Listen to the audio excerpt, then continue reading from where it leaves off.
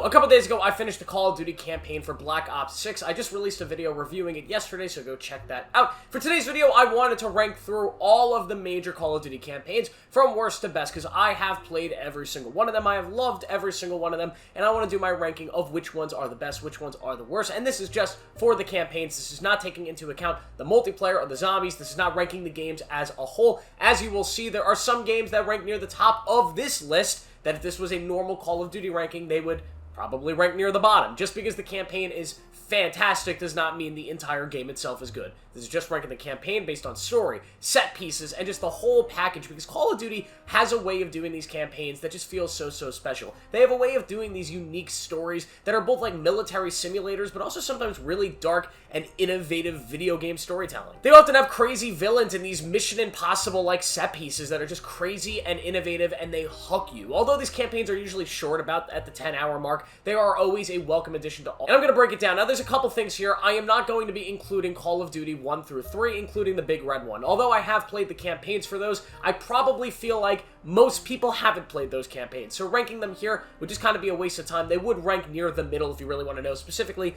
the big red one. Go play Call of Duty the big red one. It's very, very underrated. They were very different campaigns compared to a lot of the major ones. Also, Black Ops 4 doesn't have a campaign. It's actually a decent Call of Duty game. I enjoyed it, but there is no campaign in that game. There was like some weird Spec Ops mode or whatever, but that was the year they were sort of experimenting with the idea of not doing a campaign, and it didn't work out for them, clearly, because now we are back to having campaigns every year. So yeah, no Black Ops 4. So let's jump right into it. We have 17 of them, so let's start with number 17.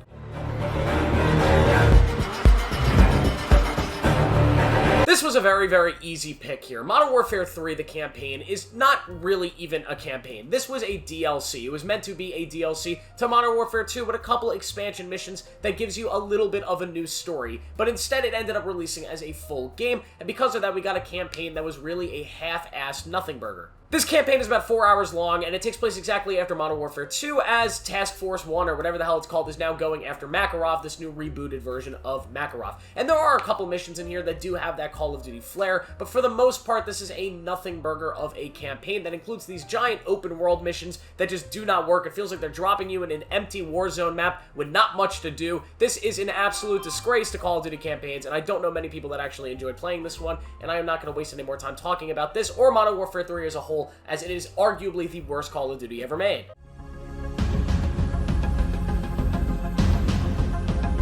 Black Ops 3, this is a very interesting campaign because it kind of was the first one following this decades-long dominance of Call of Duty campaigns where every game just had a banger of a campaign. This one, though, is the one where it kind of lost me. This is one of the hardest campaigns for me to actually play through, and it's because they were experimenting a lot with the actual gameplay of Call of Duty. They wanted to make this campaign more like a Halo campaign, where things were more open, combat was more challenging, the enemies you were facing and everything going down, it was just way more Halo than Call of Duty, and because of that, it kind of caught me by surprise, and I didn't enjoy it as much. And that's also because the story in this game is really not my cup of tea. This story is absurdly complicated and complex, and it's just so psychological, and it kind of is the first Call of Duty campaign that exists out of the sort of grounded feel of a lot of Call of Duty's narratives. And over time, they did learn to kind of implement these psychological things into a more grounded story. We'll talk about it with the most recent game very soon. But this game, it just never really worked for me. And because of that, I never had fun playing through this campaign, which is why it ranks down to number 16.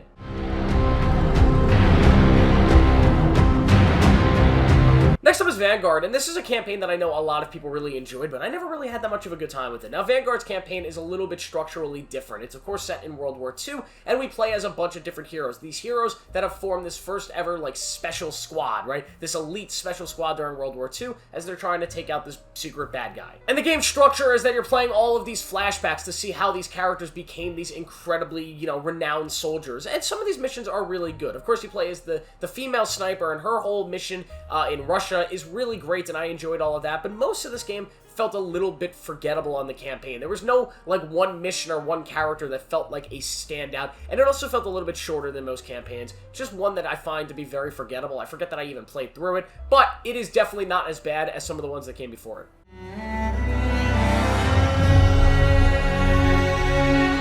Next up is World War II, and it's here for the same reason that I think Vanguard is this far behind. It's a little bit better than Vanguard's, but it's just very, very forgettable. World War II's campaign is a simple World War II story. It does all of the things that we used to get out of the World War II first-person shooters between COD, Medal of Honor. Of course, you have the storming of Omaha Beach. You have this incredible story about marching across Europe and trying to get to Berlin. These missions and the structure of it are a lot of fun, but yet again, they're just extremely, extremely forgettable. There were some really interesting things that they tried out in this campaign, like how you have some of your compadres, they have ammo that you can grab for them and stims, and it felt like more like your unit was useful. They weren't just these AI bots running around. And I do kind of like the story here. There's an emotional character arc between your main character and like the side character in this game. But yet again, this is another one that's just very, very forgettable, and it's a game that I just didn't really like that much.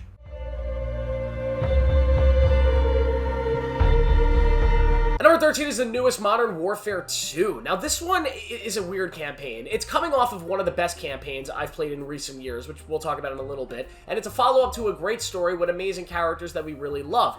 And I just really was excited for this campaign because I was hoping it would expand the scope of the Modern Warfare story the same way the original Modern Warfare 2 did, where you started getting into kind of this international World War III that was going on. This game instead feels smaller than the first Modern Warfare. You're dealing with a very small conflict here that has to do with like the cartel and more people from that made-up fictional country. And the whole thing just kind of feels anticlimactic in a way. You have a new version of Shepard, you got some bad Shadow Ops guys, there are really good character moments and some good set pieces, but this campaign ended up just feeling extraordinarily forgettable, when I thought my excitement for this was that this was going to be the big campaign we had waited for years to continue the Modern Warfare 2019 story that would live up to the original Modern Warfare 2, and unfortunately it ended up just being a nothing burger, which I've said a lot, but yes, in this case it was. But this is still a solid enough campaign that does have some unique and challenging missions. They tried to do some innovative things here that weren't in the previous games, which I appreciated, but it's still not my favorite.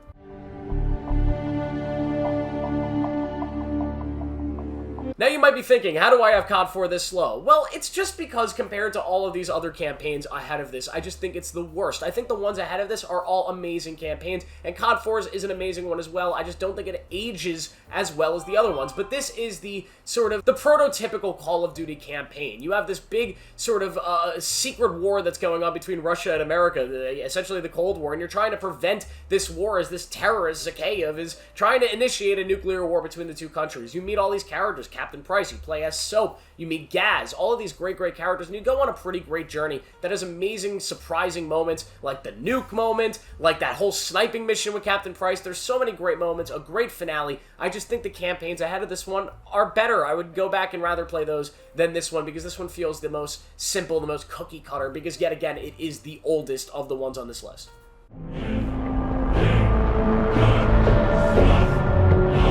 Cold War is another campaign that I had a really good time with. My only real issue with Cold War is it definitely feels rushed. The whole game in general, from the multiplayer to the campaign to the zombies, it all felt rushed, and it's because it was. But for the very short development time that they had, I thought the Cold War campaign was an extremely fun ride about this really mysterious story with this guy, with this main villain who's like this top secret Russian spy dude who's like infiltrated the CIA, and you're trying to track him down. You have this new character, Russell Adler, who is this badass CIA operative who you don't know if you could trust or if he's secretly the bad guy. Of course, you have Woods and Mason back. This felt like getting the gang together on this new journey to try to defeat this mysterious villain. There are a lot of great moments here. I love the safe house idea. There's just a lot of fun to be had in this campaign. And there was also, they brought back sort of that optional sense of the whole thing like they had in Black Ops 2. Not to the extent that Black Ops 2 had it, but there's still a lot of choices to be made here. And this felt like sort of them getting back to it. And it felt like an experiment for the Black Ops 6 campaign that we will talk about more in a second. But I really enjoyed Cold War.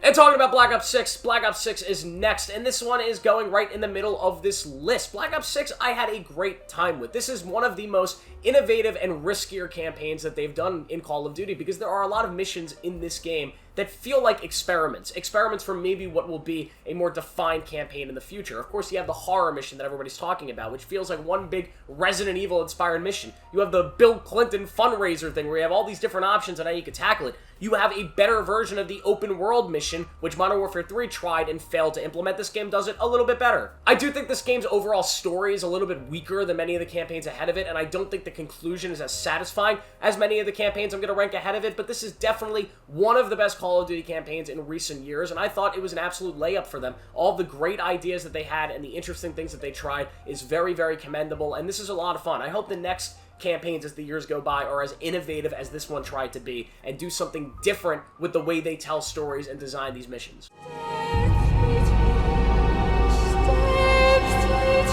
World at War to me is an absolute classic of a campaign, both in its vibes and just how it speaks to me as somebody who played it as a kid, as a child. There are so many nostalgic things about this campaign that I love. I love the split missions. Of course, you have the American missions where you're going through and you're fighting Japan, and you have that whole battle, and there's so many characters that are fun and exciting, and all the interesting missions and locations you get to see are incredible. And then you have Reznov and Dmitri and the whole Russian storyline, which I absolutely love, as you're rushing to get to Stalingrad and retake Stalingrad for the motherland. It is an awesome, awesome story arc that also comes to an incredible conclusion. This whole campaign I really love. There's so many Easter eggs, such great vibes, the brutality of how that game actually was. Just the game was one of the most brutal COD games ever. They never really reached that brutality ever again. I love World at War. I think it's one of the most underrated COD games of all time, and this campaign is one of the most underrated campaigns of all time.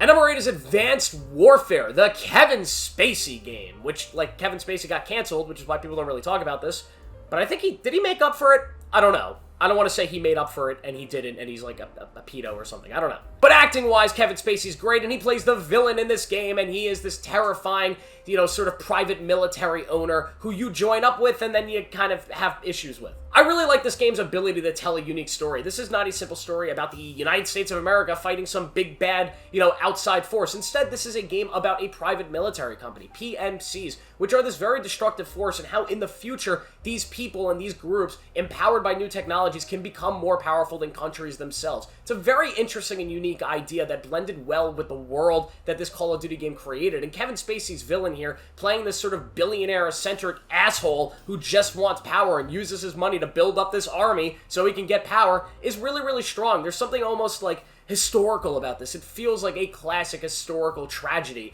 and I really, really love it. I love this campaign. There's so many great missions. I love the main character voiced by Troy Baker. There's so much to love here, and I enjoyed the Advanced Warfare campaign. I've played it many, many times. I think the gameplay's fun, the mission design's good, and not talked about enough.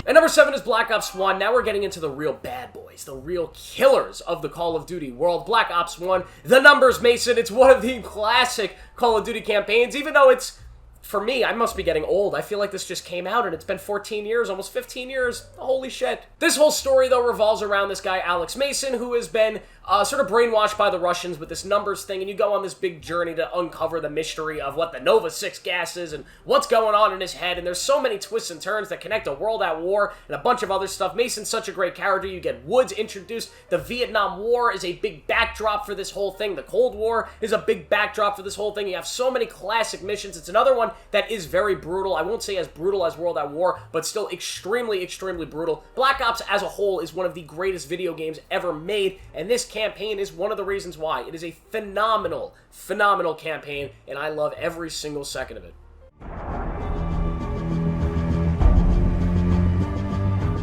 Modern Warfare 2019 was almost a soft reboot of the Call of Duty sort of franchise. The franchise had been sort of lingering by over the last 5 years before this game had come out, and finally they had a game that was sort of revitalizing the actual name of Call of Duty, and one of the ways they did this was with its campaign. A campaign that took Call of Duty to its most grounded level, to make it feel like a gritty, nasty war combat video game, and it did a great job doing that. There are some of the best missions in Call of Duty campaign history in this game. That clean house mission where the corners are so tight, things are brutal. When you shoot people, it feels like you feel the tragedy of murder in those situations. It is a brutal, brutal mission, and a lot of this game sort of follows the trend of that mission. You have another mission where you're playing as kids that have to see and do these horrible things in a war setting. There are so many creative missions here, and the overall story of reintroducing us to a new version of Captain Price and a bunch of these characters in this universe that we know and love is really well done. I think this game does what a lot of the newer Call of Duty games have struggled to do. It builds to a very satisfying conclusion where you feel like you've had an entire story in one game. That does leave the door open for a next game, but you feel like you've had a satisfying journey in this one narrative, which I appreciate. This was a great relaunch for Call of Duty, and unfortunately they haven't really delivered with the rest of this story in this universe, but I enjoyed this one. That's why it's this high on this list.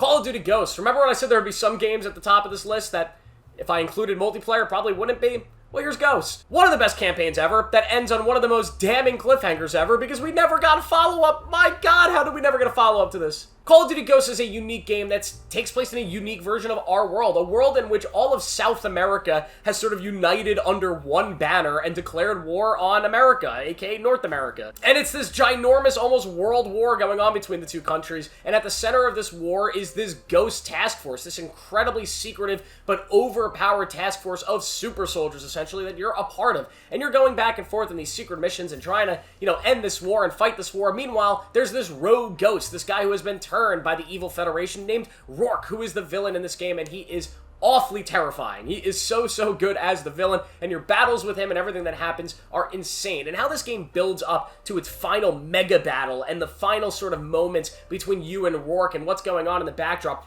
is insane. And the cliffhanger is sick.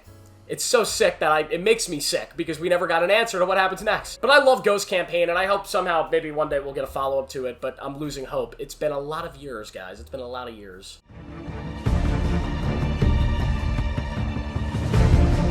Next up is the original Modern Warfare 2. Of course, everybody has played this campaign, and everybody loves it, and has so many great moments, like the Washington, D.C. battle where you climb the White House, Shepard betraying your crew, and Ghost and all of them dying. There are so many great moments in this campaign. The mission of Captain Price and Soap trying to find, Shepard, and that whole thing through the desert. The enemy of my enemy is my friend Makarov being introduced, of course. You can talk hours and hours and hours about this campaign. There's just so many classic missions, so many classic moments that are just so incredible. Of course, you have the No Russian, which is one of the most controversial missions in campaign history. I think the open mission with the snow in it, with a snow area where Soap is actually, you're not playing as him, he's the guy you're following around, is such a great mission. Another nostalgia mission. Whenever I see some of the things going on in this game, when I see clips of it, I just feel like a kid again. The gameplay was fun, the set pieces were huge, and the ending is unbelievably satisfying. What a great ending to this game that set up an amazing third game, which I did put ahead of this. We'll talk about it soon.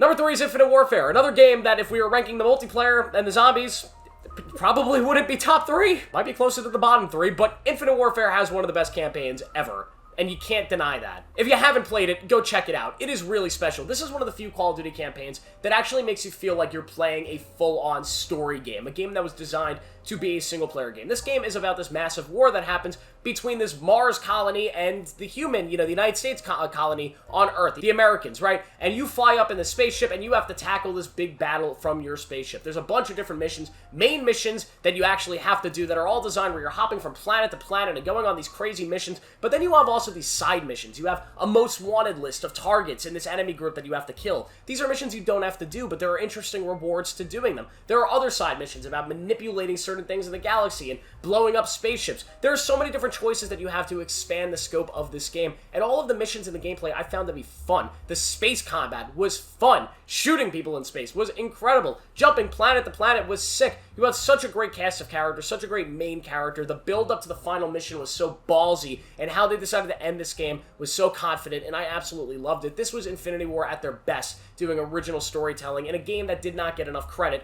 for its campaign.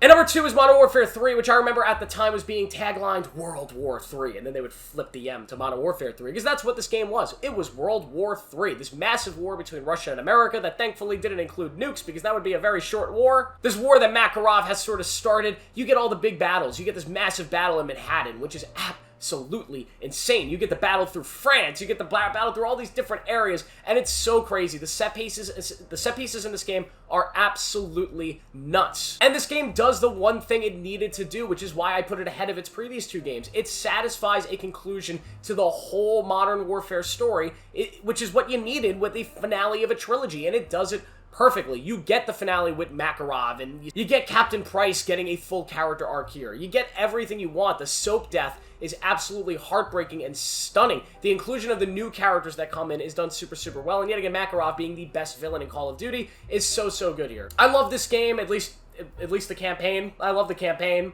I don't know about the multiplayer, but yeah, I think it's easily the second best. There's one more, though.